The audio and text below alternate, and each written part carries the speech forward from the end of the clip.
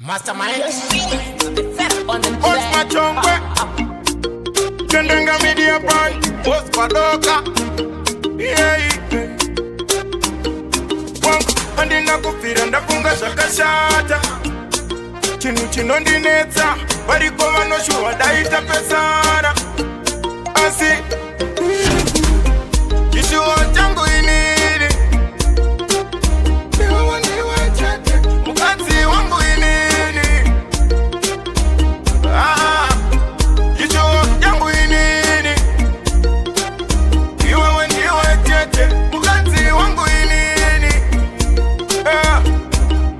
Ama tinoda, inewe tinoda Chikaramba tichidana na wanosoda Zimwe zenguva hana yangu inorowa Kuti uve mumba mangu ndosha ndoshuva Katifukame pasi titombo na mata Mwari ini na eni yatinotonskwanana Timba isi hazina kana umbofanana Yedu imba inotodiwa ne munyama Chishuo changu inini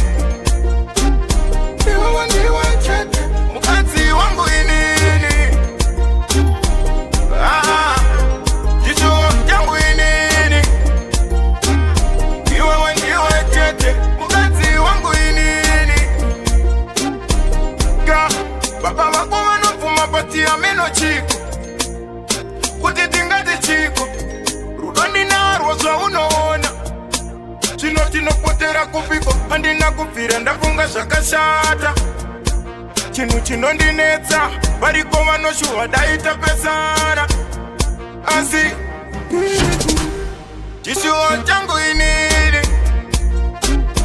Iwa wandiwa chate Mukatsi wangu inini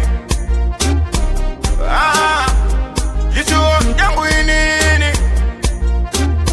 Iwa wandiwa chate Mukatsi wangu inini Ama tinoda, inewe tinoda Chikaramba tichidana na wanosoda Zimwe zenguva hana yangu inorowa Kuti uve mumba mangu ndosha ndoshuva Katifukame pasi titombo na mata Mwari ini na eni yatinotonskwanana Timba isi hazina kana umbofanana Yedu imba inotodiwa ne munyama Chishuo changu inini Iwe wandiwa chete Mukatsi wangu inini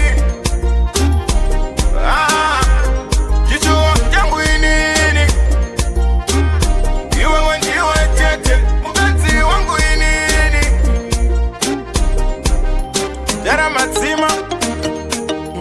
Jara mondoro Chishuo changu inini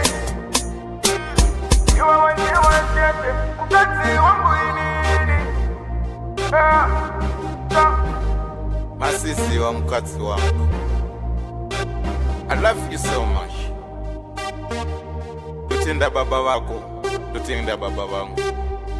Tutenda mai wako Tutenda mai wangu Boss kwa doka